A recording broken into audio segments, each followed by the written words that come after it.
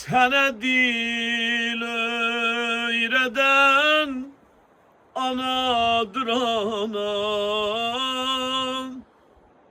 Gece lay lay diyen anadır anam.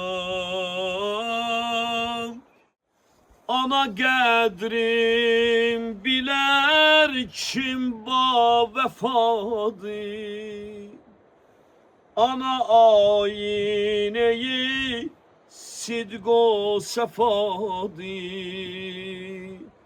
Ana övladına müşkül gişadır. Bala nazın çeken anadır anam. Gece lay lay diyen anadır anam. Gece lay lay diyen anadır anam. Eğer vardır behişte iştiyagın, anavın hem elini öp hem de ayağın. Uzak gezme hemişe tut sorağın.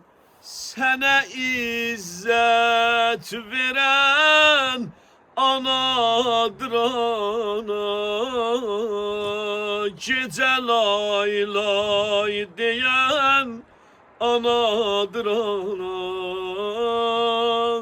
Gece lay lay diyen anadır ana.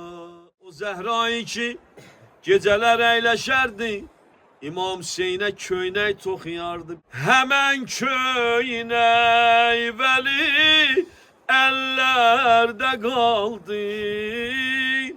Hüseyin vay nohəsi dillərdə qaldı. O başsız peykəri çöllərdə qaldı. Mənimlə birgə keçən günlerine həsrətəm, nəvaziş öyüd dolu